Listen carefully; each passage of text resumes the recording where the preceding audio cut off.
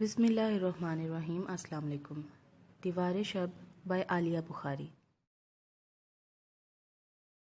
آپ سلمان کو نہیں دیکھ رہے؟ کتنا بدلحاظ ہو گیا۔ ایک تو ہم نے یہاں اسے سر آنکھوں پر بٹھایا، ورنہ زوبیہ کے گھر سے نکل کر کے ٹھکانا نہیں تھا اس کے پاس۔ بھوکا مرتا اگر ہم اس کو سہارا نہ دیتے۔ کچھ تو شرم کر لو آپا گل۔ سلمان ایک دم سنجیدہ ہوا۔ میں تمہارا دیا نہیں کھا رہا ہوں، گھر جویا کی کمائی پر پل رہا ہے اور خود تم بھی مہینے کے 25 دن اس گھر کی روٹی کھاتی ہو، اس لیے آئندہ مجھے تو اطانا دینا بھی مت، سمجھی؟ اکبر بھائی دروازے کی چوکھٹ میں آ کھڑے ہوئے تھے۔ اور کتنی بےزتی کروانی ہے؟ اب چلتی ہو یہاں سے یا میں اکیلا ہی چلا جاؤں؟ وہ واقعی چلے جاتے، لیکن سلمان نے بھڑ کر انہیں منا ہی لیا۔ میرا اور آپا گل کا معاملہ ہے اکبر بھائی، آپ کی تو میرے دل میں بڑی عزت ہے، لیکن آپ خود ایمانداری سے کہیں کہ میں غلط ہوں یا آپا گل؟ اکبر بھائی نے جواب میں ایک ٹھنڈی سانس لے کر سر جھکایا تھا۔ اچھا بس اپنا دل صاف کر لو، ورنہ کچھ بھی تسلی سے نہیں ہو سکے گا۔ اب کیا پروگرام ہے تم بتاؤ گل؟ میں اب حالات کی بہتری چاہتا ہوں، وہ بھی فوری طور پر، اور بس۔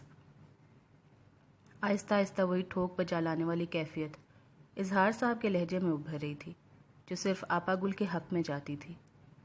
آپا گل آنسو صاف کرتے ہلکے سے مسکرائی۔ فرید الدین فلیٹ کی چابی لے کر آنے والے ہیں، تاکہ سب چل کر دیکھ لیں۔ میں اور اکبر تو کل رات دیکھ آئے ہیں، کشادہ اور ہوادار فلیٹ ہے، اور اگلے سے اگلے جمعے وہیں سے جویا کا نکاح اور رخصتی عمل میں آ جائے گی۔ سادگی سے کیے گئے کام میں برکت بھی ہوتی ہے۔ بے شک بے شک۔ اظہار صاحب کا لہجہ عقیدت سے بوجھل ہوا۔ زویا نے گردن موڑ کر باہر صحن میں دیکھا۔ وہ ابھی بھی وہیں کرسی پر بیٹھی تھی، جہاں آدھی دھوپ اور آدھا سایہ تھا۔ اس کے پیر دھوپ میں جل کر سرخ ہو رہے تھے، اور وہ کم از کم اپنی کرسی کھسکا کر پیچھے تو کر ہی سکتی ہے، مگر وہ یہ بھی نہیں کر رہی تھی۔ زویا نے بے چینی سے پہلو بدلا اور کمرے کا دروازہ برابر کیا۔ اب کم از کم وہ نظر تو نہیں آ رہی تھی نا؟ بس ہو گیا فیصلہ، اب اس پروگرام میں کوئی رد بدل نہیں۔ اس کے بعد آخری زندگی کے کچھ اور بھی کام کرنے ہیں، میں کسی سے کوئی اعتراض نہیں سنوں گا۔ انہوں نے باری باری سلمان اور شاکرہ امی کی طرف دیکھا تھا۔ ارے کیسے نہ بولوں، ماں ہوں میں، اچھا لڑکا ہوتا تو میں کبھی منع نہ کرتی۔ جویا کے ساتھ اتنا برا مت کرو، سارا بوجھ ساری ذمہ داری اٹھا کر چلیے میری بچی۔ کوئی حرف شکایت نہیں کی۔ آپا گل نے بے ساختہ ماتھے کو چھوا۔ اپنی گولیاں بھی تو نہیں کھاتی کہ سوتی رہیں، بس یوں ہی چخ چخ۔ نیچے کا دروازہ کھلا رہ گیا تھا۔ چپچپاتی آنکھوں والا فرید الدین پورے حق کے ساتھ سیڑھیاں چڑھتا ہوا ٹھیک جویا کے سامنے آ کھڑا ہوا۔ دھوپ میں کیوں بیٹھی ہو میری جان؟ سارا رنگ روپ جلا رکھا ہے تمہارا۔ اس کے پاس رومانٹک ہونے کا حق کچھ کچھ آ ہی چکا تھا، سو وہ بنا گھبرائے میٹھی آواز میں کہہ رہا تھا۔ جویا نے چونک کر اس کی طرف دیکھا اور تیزی سے کرسی پیچھے کھسکا کر اٹھ کھڑی ہوئی۔ وہ کچھ بوکھلا کر پیچھے ہوا۔ بیمار ہو کیا؟ اتنی کمزور ہو رہی ہو؟ اس بار وہ بھی چونکا تھا، اور اس تشویش میں اپنائیت نہیں، کچھ اور ہی احساس تھا۔ جویا نے بنا کچھ کہے وہاں سے گزرنا چاہا، مگر وہ آگے بڑھ کر اس کا ہاتھ تھام چکا تھا۔ دیکھنے تو دو خود کو، کتنے دن بعد دیکھا ہے اپنے سامنے، حالانکہ خوابوں میں تو روز ہی ساتھ ہوتی ہو، دل بھر کر دیکھتا ہوں۔ جویا کا ہاتھ پوری قوت کے ساتھ اس کے چہرے پر پڑا تھا۔ فرید الدین کے ہاتھ سے اس کا دوسرا ہاتھ خود بخود چھوٹا تھا۔ پہلے آپا گل کی دیوار پر لٹکتی بیٹیوں نے مڑ کر دیکھا، اور دوسرے لمحے سامنے کے بند دروازے کو کھول کر آپا گل اور سلمان باہر آئے تھے۔ کیا ہوا؟ خیریت؟ کچھ گرا کیا؟ بڑے زور کی آواز تھی۔ آپا گل نے ہڑبڑا کر ان دونوں کی طرف دیکھا تھا۔ جویا کوئی جواب دیے بغیر تیزی سے اندر چلی گئی، مگر ان چند سیکنڈوں میں ہی آپا گل نے اس کا موڈ بھانپ لیا تھا۔ بیڑا غرق، پتہ نہیں اب کیا کرے گا یہ۔ ایک ساتھ ہی بہت سارے دل بٹھانے والے وہموں اور وسوسوں نے گھیر لیا تھا۔ کچھ نہیں، ایسے ہی بات کر رہا تھا، شرما گئی۔ فرید الدین نے خود کو بروقت سنبھالا تھا، لیکن اس وقت اگر وہ جلتے توے کو ہاتھ لگا کر بھی کہتا کہ کچھ نہیں، تو آپا گل کو 1% بھی یقین نہیں آنا تھا۔ انہوں نے ایک نگاہ اپنی دونوں بیٹیوں پر ڈالی، جو دیوار کے ساتھ ٹیک لگائے منہ پر ہاتھ رکھے اپنی ہنسی کو روکنے کی کوشش میں عجیب مضحکہ خیز دکھائی دے رہی تھی۔ آپ یہاں دھوپ میں کیوں کھڑے ہو گئے فرید بھائی؟ اندر چلیں، یہاں تو سب آپ کا انتظار کر رہے تھے کب سے۔ ہاں، وہ میں گاڑی بھی لے کر آیا ہوں، تاکہ سب چل کر فلیٹ دیکھ لیں۔ وہ ان کے ساتھ چلتا ہوا کمرے تک آیا۔ یہاں سب دروازے میں آ کھڑے ہوئے تھے اور اپنے طور پر مطلب معنی آخذ کرنے میں مصروف۔ تو بس چلتے ہیں، دیر کرنے کی کیا ضرورت ہے؟ آپا گل کا بس نہیں چل رہا تھا کہ وقت کے بالکل مختصر سے وقفے میں وہ سارا منظر بالکل بدل کر رکھ دیں۔ کون کون چلے گا بھائی؟ خود کو بشاش ظاہر کرنے کی وہ مسلسل کوشش کر رہی تھی۔ اظہار صاحب، سلمان اور وہ خود اور 2 ان کی بیٹیاں مل کر ایک گاڑی کی سواری سے زیادہ تھے۔ اکبر بھائی دیکھ چکے تھے، سو معذرت کر لی۔ زویا خاموشی سے نکل کر کچن میں جا چکی تھی۔ خاموش ساکت بیٹھی شاکرہ امی سے پوچھنا کسی نے بھی ضروری نہیں سمجھا تھا۔ اس چھوٹے سے قافلے کے ساتھ جانے سے پہلے فرید الدین نے ایک بار پھر پلٹ کر جویا کے کمرے کی طرف دیکھا۔ اس کے چہرے پر الجھن تھی یا فکر؟ آپا گل کی گھبراہٹ بڑھتی ہی جا رہی تھی۔ نبیل گلاس ایک بار پھر بھرنے لگا تھا۔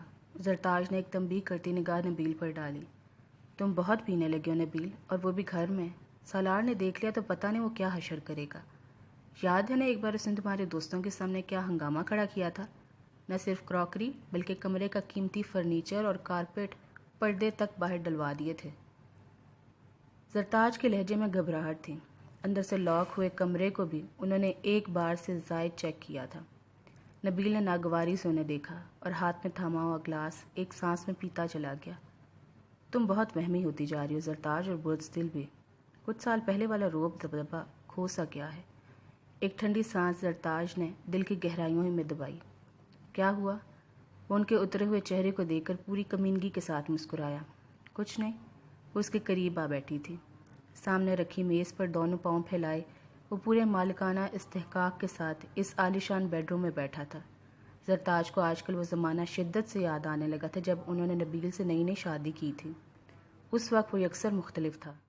ہاتھ باندھا غلام جو ان کے تلوے کیا جوتے چاٹنے کو بھی تیار رہتا تھا، ایک آنکھ کے اشارے سے بندھا تھا، اور اب نالی کی اینٹ کو چباری لگانے والا محاورہ اب ٹھیک سے سمجھ میں آیا تھا۔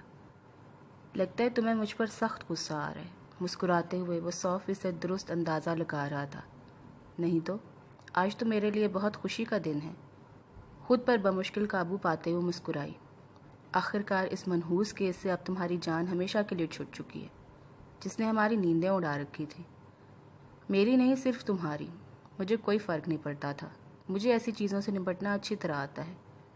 شراب اور اختیار دونوں کا خمار اس کے لہجے اور لفظوں میں اترا تھا۔ یہ بات مجھ سے بہتر اور کون جان سکتا ہے نبیل؟ اس بار ان کی سرد مہری ظاہر ہو ہی گئی۔ نبیل نے چونک کر ان کی طرف دیکھا۔ وہ یقیناً ناراض تھی، اور انہیں مزید ناراض رکھنا بالکل بھی عقل مندی نہیں تھی۔ سوری، مجھے ایسا کرنا پڑا، لیکن یہ بہت ضروری تھا زرتاج۔ سالار بری طرح میرے پیچھے پڑا ہے، اور اس بار تو اس نے میری گردن میں پھانسی کا پھندا فٹ کرنے کا پورا انتظام کر لیا تھا۔ اگر تم ساتھ نہ دیتی تو بہت بڑھ جاتی بات۔ وہ سرک کر ان کے قریب آیا۔ میں تمہارا ساتھ ویسے بھی دیتی اگر تم اتنے گھٹیا طریقے سے مجھے بلیک میل نہ کرتے۔ آخر اتنے سالوں سے بھی تو میں نے کبھی کسی مسئلے میں تمہیں اکیلا نہیں چھوڑا ہے، تو اس پر کیسے چھوڑتی؟ مگر تم نے تو اپنا پھندا میرے بیٹے کے گلے میں فٹ کرنے کی پوری تیاری کر لی تھی۔ مجھے تم سے یہ امید نہیں تھی، اور نہ ہی یہ بات میں کبھی بھولوں گی۔ ان کی نگاہ نبیل کے چہرے پر جمی تھی، اور وہ یقیناً بالکل گدھا ہے جو اس پہلی کامیابی پر اس سانپ جیسی آنکھوں والی عورت کی دشمنی مول لینے چلا ہے۔ گلاس بوتل سب ایک سائڈ رکھ کر وہ سنبھل کر بیٹھا۔ میں نے مانی کے لیے برا نہیں چاہا تھا زرتاج، لیکن میں سالار کے ہاتھوں شکست بھی نہیں کھا سکتا تھا۔ یہ کیس پورا میرے خلاف چاہ رہا تھا، حالانکہ تم نے اسے دبانے میں لاکھوں پیسہ خرچ کر ڈالا تھا، پھر بھی اپنی جگہ قائم رہا۔ یہ تو مانو گی نا؟ وہ ان کا ہاتھ تھام چکا تھا۔ زرتاج نے دھیرے سے اپنا ہاتھ چھڑانا چاہا تو اس نے اپنی گرفت اور بھی مضبوط کر لی۔ میں تم سے بہت محبت کرتا ہوں زرتاج، اپنی ساری زندگی تمہارے ساتھ گزارنا چاہتا ہوں۔ میں کیسے یقین کر لوں؟ جو شخص اپنی مصیبت کو ٹالنے کے لیے مجھے میرے ہی بیٹے پر قتل کا مقدمہ دائر کرنے کی دھمکی دیتا ہے، ایک 10 سال پرانے معاملے پر پریس کانفرنس بلانے کے لیے تیار ہے، وہ کیسے آگے کی زندگی میں مجھ سے وفادار رہے گا؟ آگے ایسے کوئی مسائل نہیں آئیں گے ہماری زندگی میں۔ مانی وہاں خوش باش رہے گا، اور ہم دونوں یہاں۔ میں وعدہ کرتا ہوں تم سے، آئی سویئر، بہت پیار کرتا ہوں میں تم سے زرتاج۔ بہت عرصے بعد نبیل اس والہانہ محبت کا اظہار کر رہا تھا۔ زرتاج نے ایک ٹھنڈی سانس لی۔ نبیل، مانی، ان کی زندگی کے دونوں اہم کردار کتنی گہری مماثلت رکھتے تھے۔ دونوں کی بد کرداری ثابت تھی، اور دونوں ہی کو بچانے کے لیے وہ جان مال پر کھیلی تھی۔ میرے اعصاب بہت تھک گئے نبیل، یہ سب آسان نہیں تھا، کروڑوں خرچ ہوئے اور ذہنی اذیت الگ، بزنس بھی بالکل ٹھنڈا جا رہا ہے، اوپر سے سالار اور گیتی آ رہا، میری زندگی کو کسی کی نظر لگ گئی شاید۔ انہوں نے تھک کر صوفے کی پشت سے ٹیک لگائی اور آنکھیں بند کی۔ ان کے گلابی چہرے پر اب چھائیاں نمایاں ہو رہی تھی اور چہرے اور آنکھوں کے گرد گہری ہوتی لکیریں اب کسی میک اپ کے نیچے چھپی رہنے کے لیے تیار نہیں تھی۔ وہ اتنی ڈل اور بیمار لگ رہی تھی کہ نبیل کا ان کی طرف دیکھنے کو بھی دل نہیں چاہ رہا تھا۔ اسے انہیں چند سال اور برداشت کرنا تھا۔ اس نے بروقت خود کو یاد دلایا، خود کو سب فکروں سے آزاد کر لو ہنی، اب میں سب سے نمٹ لوں گا۔ رہا سالار تو آپ کی بار اس طرح رسوا ہو کر یہاں سے جائے گا کہ ساری عمر شہر کا رخ بھی نہیں کرے گا، یقین کرو میرا۔ بس کچھ دن اور، تمہیں شکلیں بھی نہیں دیکھو گی اپنے آس پاس۔ مدھم آواز میں بڑی مضبوط یقین دہانی تھی۔ سرتاج کی آنکھیں ایک دم کھلی تھی۔ سچ کہہ رہے ہو؟ تم اپنی آنکھوں سے دیکھو گی ان کی رسوائی کا تماشا۔ کیا کرنے والے ہو؟ سرتاج کی آنکھوں اور چہرے پر خوشی کی چمک اتری۔ کیا کرنے والے ہو تم ان لوگوں کے ساتھ؟ وہ بھی رہنے دو، ریلیکس کرو، تم جو چاہتی ہو اس سے بڑھ کر ہوگا، مجھ پر یقین ہے نا؟ سرتاج کی مسکراہٹ گہری ہوئی۔ ہاں، اگر ایسا ہو جاتا ہے نبیل، تو مجھے نہیں پتا کہ میں تمہارے لیے کیا کچھ کر جاؤں گی۔ 7 خون معاف ہوں گے تمہیں میری طرف سے۔ یہ 2 نام 2 شکلیں گم ہو جائیں میری زندگی سے، بس میں پھر سے جی اٹھوں گی۔ تو بس سمجھ لو اب یہ شکلیں گم ہیں ہمیشہ کے لیے۔ ایک بھرپور یقین دہانی اس سخت اعصاب شکن دور کے خاتمے کا سبب بنی۔ وہ یقیناً ایسا کر گزرے گا جب ان جیسی عورت کو سرنڈر کر چکا ہے۔ پہلی بار انہیں نبیل کی اس کمینگی پر پیار آیا جس سے ذرا دیر پہلے تک وہ سخت نفرت میں مبتلا تھی۔ انہوں نے بڑی محبت سے نبیل کی طرف دیکھا۔ آج رات ہم ایک شاندار سیلیبریشن رکھیں گے، صرف ہم دونوں کے لیے، اس گھر سے دور۔ میں ابھی انتظام کرتا ہوں۔ نبیل کے چہرے پر بڑی بھرپور مسکراہٹ تھی۔ پتہ نہیں کون احمق ہوتے ہیں جو زندگی کو پریشانیوں اور مسائل کے دھارے پر چھوڑ رکھتے ہیں، اور اس مضبوط معمون ماحول میں پورے غرور کے ساتھ اب وہ زمانے پر ہنس سکتا تھا۔ دل کھول کر وہ ہنستا چلا گیا۔ زرتاج تیار ہونے چلی گئی تھی۔ باہر لاؤنج میں سے آتی ہوئی قدموں کی آہٹ پر اس نے یوں ہی پردہ سرکا کر کھڑکی سے باہر دیکھا۔ سالار کے فیملی ڈاکٹر اندر آ رہے تھے۔ سالار ان کے ساتھ تھا اور اس کی فکر مندی چہرے سے عیاں تھی۔ کیا ہوا؟ یہ ڈاکٹر کیوں آیا ہے؟ زرتاج اس کے پیچھے آ کھڑی ہوئی تھی۔ نبیل نے پلٹ کر ان کی طرف دیکھا۔ گیتی آرا بیمار پڑ گیا ہے، مذاق اڑاتا سا انداز۔ زرتاج ہلکے سے ہنس پڑی۔ ضرور تم نے ہی کچھ کہا ہے۔ نبیل نے گہری سانس لی۔ زرتاج کا موبائل بج رہا تھا۔ وہ ابھی کھڑکی میں ہی کھڑی تھی۔ میرا فون دینا نبیل، آج بہت اچھا دن ہے، ضرور کوئی اور بہت اچھی خبر میری منتظر ہے۔ بنا پلٹ کر دیکھے انہوں نے کہا تھا، پوری یقین مغرور کھٹکتا ہوا لہجہ۔ نبیل نے ڈریسنگ ٹیبل پر بجتا ہوا فون بڑی لاپرواہی سے زرتاج کو تھمایا تھا، مگر اس بار ان کا اندازہ بالکل غلط نکلنے والا تھا۔ محرابوں والے آرائشی برآمدے کے نیچے گلی میں بھرپور جگمگاہٹ تھی، پھولوں کی تیز دل فریب مہک، کچھ فاصلے پر سیخوں پر سینکتے کباب ٹکوں کی مزیدار سی خوشبو، تندور میں پکتی روٹیوں کی گرماہٹ، سبھی کچھ مل کر ہوا کی جھونکوں کو بوجھل کیے دے رہا تھا۔ نگینہ نے نیچے جھانکتے ہوئے ایک گہری سانس لی۔ گلناز الماس کے 2 پرانے ملازم 2 بڑے بڑے شاپر اٹھائے برابر کی سیڑھیوں پر چڑھ رہے تھے، اور نیچے سیڑھیوں کے ساتھ کھڑی گاڑیوں کی لائنیں مہمانوں کے اسٹیٹس کی گواہی دے رہی تھی۔ وہی ایک سا منظر۔ ہا ہا، ایک دبی دبی سی سانس نگینہ کے لبوں سے آزاد ہوئی اور اس نے دانستہ رخ موڑا۔ کوئی دن تھے جب گلناز کے چوبارے تلے کھڑی گاڑیاں اسے سر سے پیر تک جلا کر راکھ کرتی تھی۔ گلناز کی اونچی آمدنی اور عیش و عشرت بھرا طرز زندگی کا اپنی مشقت بھری پھٹکار زدہ زندگی سے موازنہ برسوں اس کو خون کے آنسو رلاتا رہا، مگر اب نہیں۔ فرق اس کا اور گلناز کا نہیں تھا، نانی ستارہ اور نانی دلدار کا تھا۔ تصویر کے 2 انتہائی مختلف رخ۔ فن کے میراث کو زندگی کا سرمایہ سمجھنے والی نانی ستارہ کا فلسفہ زندگی اب کہیں جا کر اس کی سمجھ میں تھوڑا تھوڑا آنے لگا تھا، پانی پر تیرتے اس پتے کی طرح جس کا ایک رخ تر اور دوسرا خشک۔ اس ماحول کا لازمی حصہ بن کر بھی وہ بالکل الگ تھلگ تھی۔ معاشی بدحالی کے بدترین دور میں بھی انہیں اس کا ایکسٹراز میں ڈانس کرنا قبول تھا، مگر اس کے آگے اور کچھ نہیں۔ ان کا سارا سرمایہ افتخار آج بھی ان کا کلاسیکل بیک گراؤنڈ تھا۔ رقص، موسیقی، اعلیٰ پائے کے اساتذہ کا کلام۔ آج بھی اگر وہ فیروزہ کے صدمے سے نہیں نکلی تھی تو وہ صرف ایک بیٹی کی جدائی کا رونا نہیں تھا، ایک اعلیٰ پائے کی فنکارہ کا مٹی میں مل جانا بھی تھا۔ گلی کے سارے گھروں کی بالکنیاں، دریچے رنگ بھری روشنیوں سے جھلملائے جا رہے تھے۔ نیم تاریک برآمدے میں کھڑی نگینہ نے خالی خالی نگاہوں سے اطراف کو دیکھا۔ وہ سب حواس، وہ سب جو اس کے دیکھتے ہی دیکھتے کہیں سے کہیں پہنچی تھی، اور وہ بھی جو خاموشی سے گمنامے کے اندھیروں میں اتر گئی۔ سب کی زندگیوں کے اپنے جواز، اپنی مجبوریاں، اپنے دلائل تھے، اور کون ہے اس بھری دنیا میں جو پہلا پتھر مارنے کی جرت کر سکے؟ وہ تلخی سے مسکرا دی۔ محلہ رائج الوقت آئٹم نمبروں سے گونج رہا تھا، وہ نمبر جن کا بجنا اس گھر میں آج بھی ممنوع تھا، اور جنہیں سن کر نانی ستارہ کانوں کو ہاتھ لگایا کرتی تھی اور یہاں کی خوشحالی کی گارنٹی بھی دیتے تھے۔ اس نے ان سب کو کبھی بھی دل سے برا نہیں سمجھا تھا۔ یہ وہ طریقہ زندگی تھا جو معاشرے کی بھرپور سرپرستی میں رائج تھا، رواں دواں تھا، پوری ہمت اور جرت کے ساتھ، اپنی اچھائی اور برائی دونوں کو اپناتے ہوئے، زمانے کی نگاہوں میں نگاہیں ڈال کر ان کے گھرانے کی طرح بیچ بیچ کی جانے والی زندگی سے شاید کہیں بہتر۔ کہیں اماں ساری زندگی ایک منافقانہ طرز عمل پر تو کاربند نہیں رہی؟ کیا ان کا کبھی دل نہیں چاہتا ہوگا کہ وہ بھی پیسے کی اس ریل پل کو دیکھیں جو برآمدے کے دوسرے سرے پر ان کی بہن دیکھتی ہے؟ یہ ایسی بدگمانی تھی جیسے نانی ستارہ کا فیروزہ سے بے حد محبت کرنا، گیتی اور سندل پر خیام کو ترجیح دینا، وغیرہ وغیرہ۔ اپنی ہوا میں اڑتی بالوں کی لٹوں کو اس نے کان کے پیچھے کرتے ہوئے خود کو شرم دلائی۔ پیسے کا تو اماں نے وہ عروج دیکھا ہے کہ آج بھی وہ کسی کو نصیب نہیں ہے۔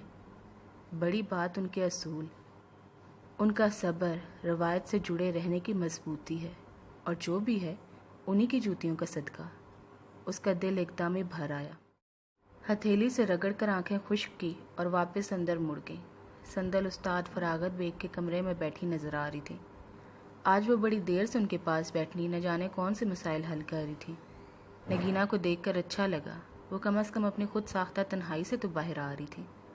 نانی ستارہ نے کھلے ہوئے دروازے سے نگینہ کو اندر آتا دیکھ کر اپنی حساب کتاب کی کاپی تکیے کے نیچے سرکائی۔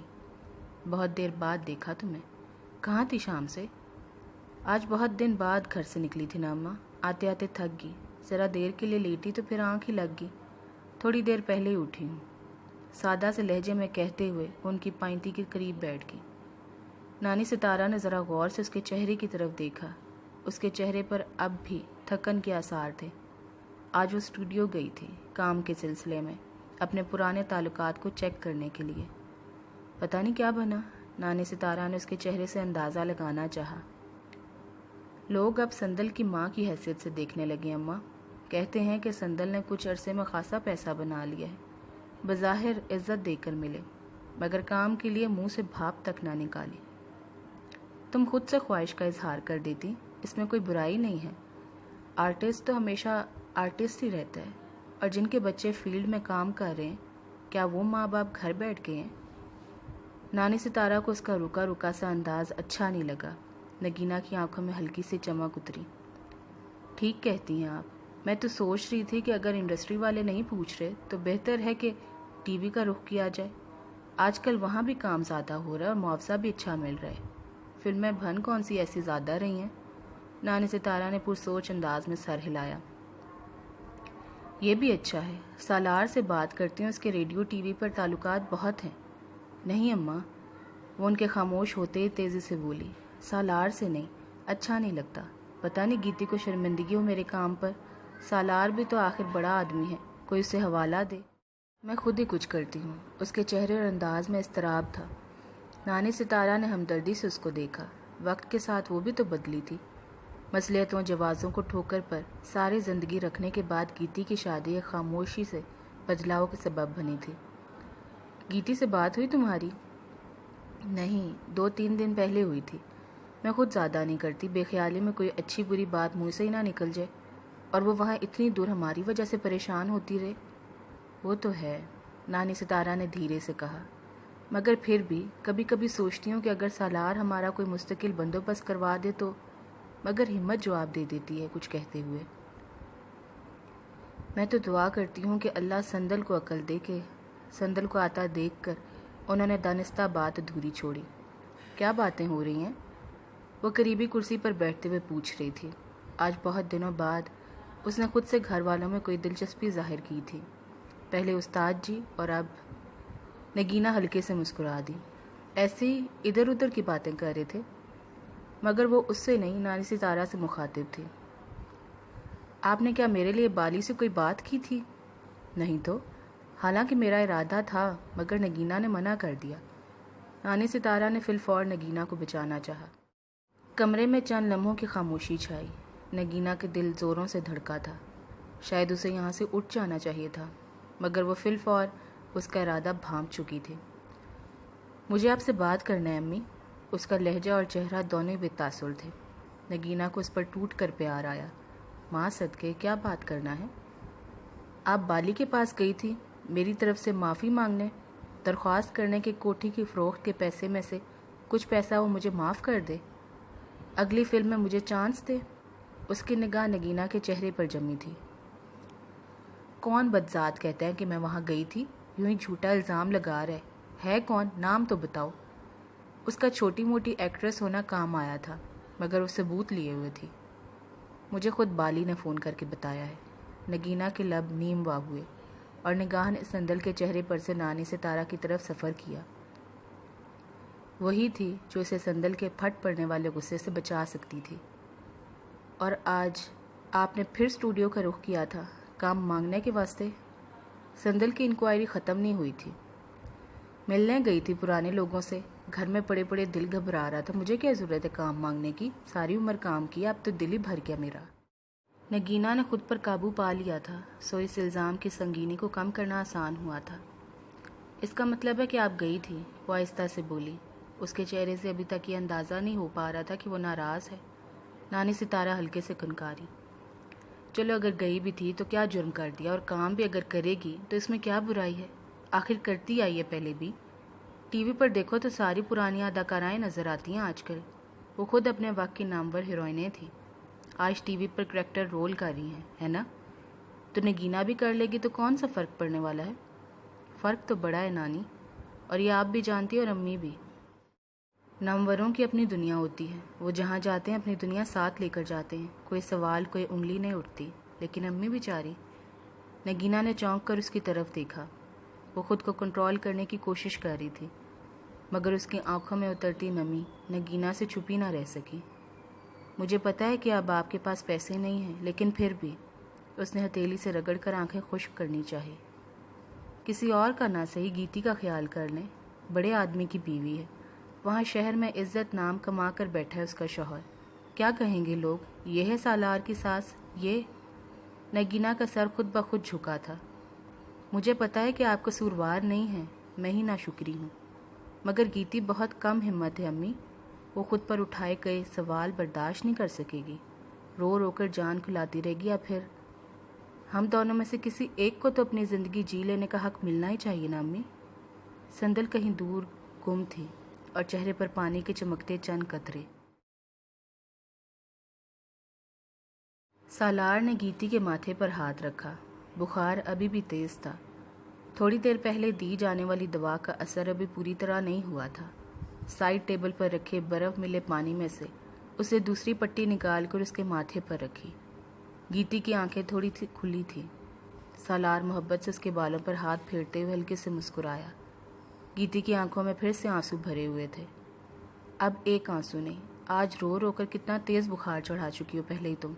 ڈاکٹر صاحب کہہ رہے تھے کہ اگر خود کو پرسکون نہیں رکھو گی تو بخار آسانی سے اترنے والا نہیں ہے۔ اس پر جھکتے ہوئے وہ کچھ نرمی سے سمجھا رہا تھا، بالکل ہی رائگاں جا رہا تھا۔ گیتی کی آنکھوں سے ایک نہ ختم ہونے والی برسات جاری تھی۔ سالار نے بہت تشویش سے اس کے بھیگے ہوئے چہرے کو دیکھا۔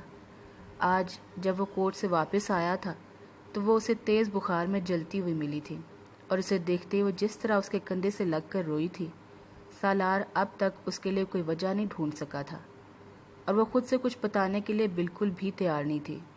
خود کو سنبھالو گیتی، تھوڑا سا کچھ کھا لو، آج سارا دن گزر گیا ہمیں کھائے پیے بغیر۔ فی الحال آنسوؤں کا سبب پوچھنے کے بجائے وہ اس کی طبیعت کی حال کی فکر میں لگا ہوا تھا۔ گیتی نے چہرہ خشک کرتے ہوئے سالار کی طرف دیکھا۔ وہ بے حد فکر مندی سے اس کی طرف دیکھ رہا تھا۔ ایسی ہمت ہارتی رہو گی تو طبیعت اور زیادہ خراب ہو جائے گی، اپنا نہ صحیح میرا خیال کر لو پلیز۔ میں کہاں برداشت کر سکتا ہوں تمہاری ذرا سی بھی تکلیف یار۔ اس کی آنکھوں اور لہجے میں محبت کا یقین اور ٹھہراؤ تھا، اور اس کی موجودگی کا احساس سکون آمیز۔ اس سخت اعصابی تناؤ میں ابھی گیتی نے دل کو ٹھہرا ہوا محسوس کیا۔ آپ نے بھی تو نہیں کھایا ہے، جب سے آئے ہیں میری پریشانی میں لگے ہوئے ہیں۔ وہ شرمندہ سی ہوئی۔ تمہاری پریشانی میں تو ساری عمر بخوشی لگا رہوں گا، بس تم میرے پاس ہو، میرے لیے یہی کافی ہے۔ بہت شکر گزار قسم کا انسان بن چکا ہوں تم سے شادی کے بعد۔ گیتی کے ماتھے سے خشک ہوتی پٹی کو ہٹاتے ہوئے وہ مسکراتے ہوئے کہہ رہا تھا۔ بس اب اور نہیں۔ گیتی نے اسے ہاتھ کے اشارے سے منع کیا۔ وہ اٹھ کر بیٹھنا چاہ رہی تھی۔ آپ کھانا پہلے کھا لیں پلیز، اور اس طرح مت کیا کریں، اگر میں ذرا سا بھی بیمار پڑ جاؤں تو اپنا خیال بھی نہیں۔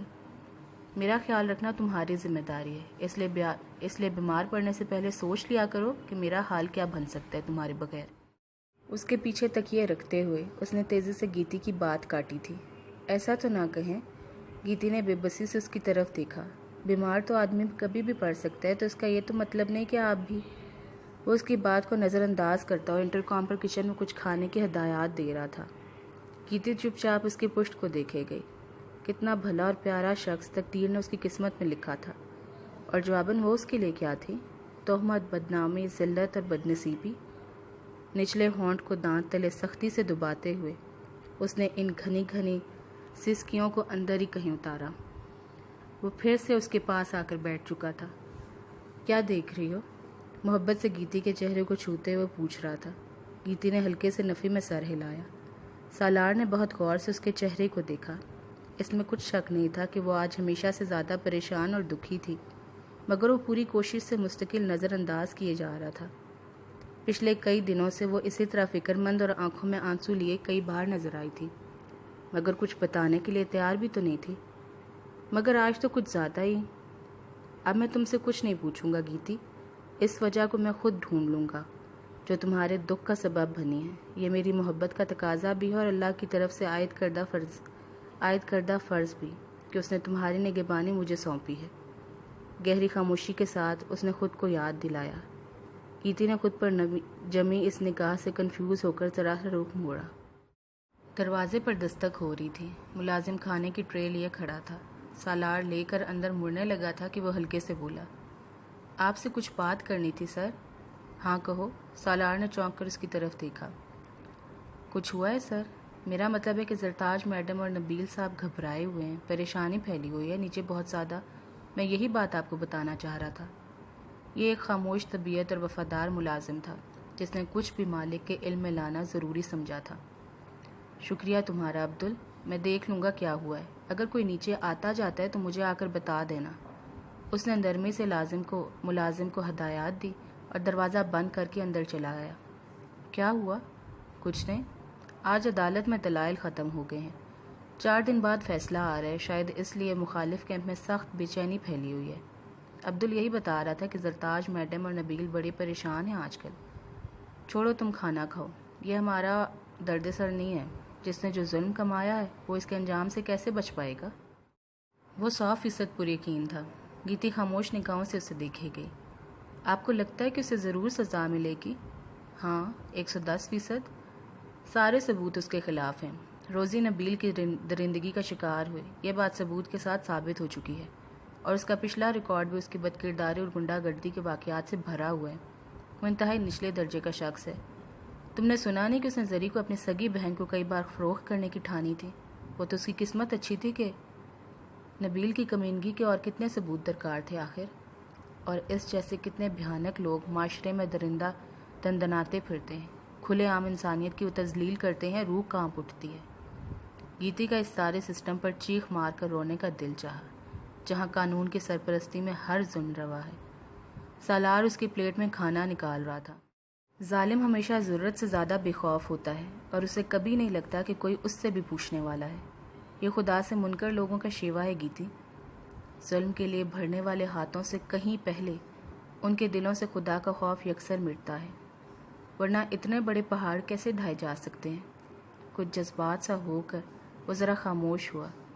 روزی کی معصوم ہنسی، بھولا بھالا چہرہ اور لاوارسی شاید وہ زندگی بھر بھی بھولنے والا نہیں تھا۔ مبارک ہیں وہ ہاتھ، مبارک ہیں وہ لوگ جن کے دل میں رائے برابر بھی خدا کا خوف ہے۔ سالار کی آواز دھیمی پڑی تھی، اور وہ اس بے حد پیارے شخص کو اس دکھ سے کیسے بچا سکتی ہے جو وہ 4 دن بعد نبیل کو بنا کسی سزا کی عدالت سے باہر آتا دیکھ کر جھیلے گا؟ حلق میں اٹکتے نوالے کو پانی کے ساتھ گیتی نے بمشکل اتارا تھا۔ محض چند دن اور جتنی بھی بھاگ دوڑ کر لیں یہ لوگ، نبیل اب بچنے والا نہیں ہے کسی بھی صورت۔ وہ بچ چکا ہے، گیتی نے خود کو کہنے سے روکا تھا۔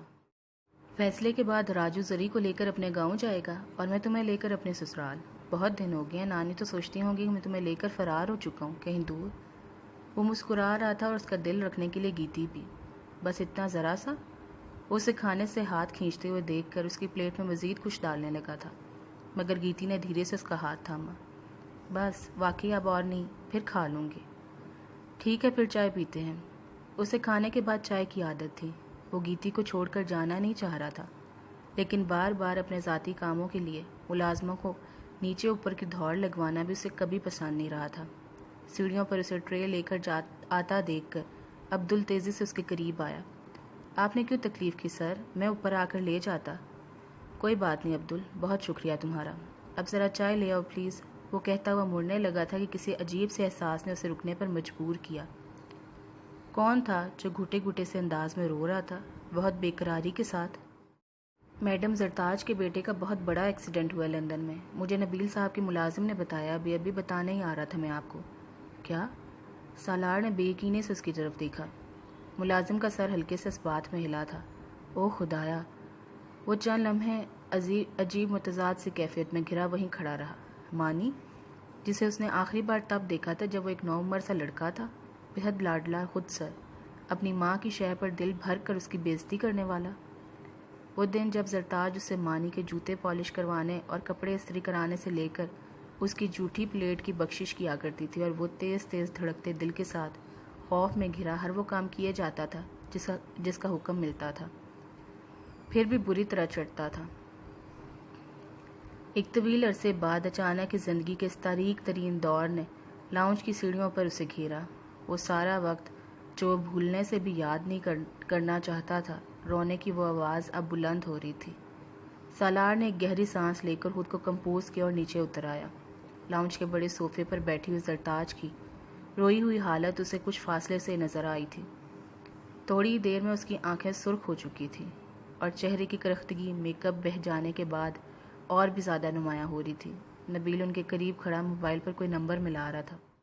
اتنی دیر ہوگی تم سے ایک سیٹ کنفرم نہیں کروائی جا رہی، وہاں پتہ نہیں کیا قیامت گزری ہوگی، سالار نے انہیں کہتے ہوئے سنا۔ وہ مضبوط قدموں سے چلتا ہوا ان کے قریب آ کھڑا ہوا تھا۔ آپ چاہیں تو میں آپ کی ابھی پہلی فلائٹ سے سیٹ کنفرم کروا دیتا ہوں۔ زرتاج نے چونک کر اس کی طرف دیکھا۔ وہ یقیناً کروا سکتا تھا۔ اس وقت وہ اتنی پریشان تھی کہ پہلا خیال انہیں یہی آیا تھا۔ اپنا پاسپورٹ دیجیے گا، میں آپ کے جانے کا انتظام کروا دیتا ہوں جلد سے جلد۔ نبیل کو قطعی نظر انداز کر کے وہ صرف زرتاج سے مخاطب تھا۔ وہ اس کے باپ کی بیوی رہ چکی تھی اور مانی اس کے باپ کی اولاد تھی۔ صرف یہی ایک سوچ سالار کو مدد کا ہاتھ بڑھانے پر مجبور کر رہی تھی۔ زرتاج نے اپنا چہرہ خشک کرتے ہوئے ایک لمحے کے لیے سوچنا چاہا، تبھی نبیل بڑھ کر ان دونوں کے بیچ آ کھڑا ہوا تھا۔ ہمارے معاملات میں دخل دینے کی ضرورت نہیں ہے، کیا سمجھتے ہو جھوٹی ہمدردی جتا کر احسان کرو گے؟ دفع ہو جاؤ۔ سالار کی اٹھی انگلی نے اسے خاموش رہنے کا اشارہ کیا تھا۔ مت بھولو کہ کسی کو ابھی دفع ہونے کا کہنے کا حق صرف میرا ہے، اس لیے کہ یہ گھر میرا ہے۔ زرتاج ہسٹیریکل ہو رہی تھی۔ یہ گھر میرا ہے، میرے مانی کا ہے اور کسی کا نہیں۔ وہ آئے گا تو تمہیں دھکے دے کر باہر نکال دے گا، سب کچھ چھین لے گا، کچھ نہیں چھوڑے گا تمہارے پاس وہ۔ اب بس اسے اپنے ساتھ ہی لے کر آؤں گی۔ تم نے سمجھا کیا ہے خود کو سالار؟ نفرت ہے مجھے تم سے، تمہاری بیوی سے، برباد ہوگے تم لوگ۔ ان کی چیخوں سے گھر گونج رہا تھا۔ سالار خاموشی سے پیچھے ہٹتا چلا گیا۔ خود کو سنبھالو زرتاج، دیکھو تمہیں ابھی سفر بھی کرنا ہے، اس طرح کیسے؟ خود نبیل کے لیے انہیں سنبھالنا مشکل ہو رہا تھا۔ انہیں نکالو یہاں سے نبیل، میں ان کی شکلیں بھی نہیں دیکھنا چاہتی۔ کل کے بعد یہ خود ہی اپنی شکلیں نہیں دکھانا چاہیں گے۔ کاش آج تمہیں نہ جانا پڑتا تو تم دیکھتی کہ اسکول اوپننگ میں کیسے منہ چھپانا پڑے گا سالار کو۔ اس نے اپنی بات سے بھرپور مزہ لیا تھا۔ زرتاج نے کچھ سنا تھا اور کچھ نہیں بھی۔ مجھے فون دو، میں خود بات کرتی ہوں، مجھے جانا ہے آج ہی۔ انہوں نے جھپٹنے کے سے انداز سے نبیل سے فون چھینا۔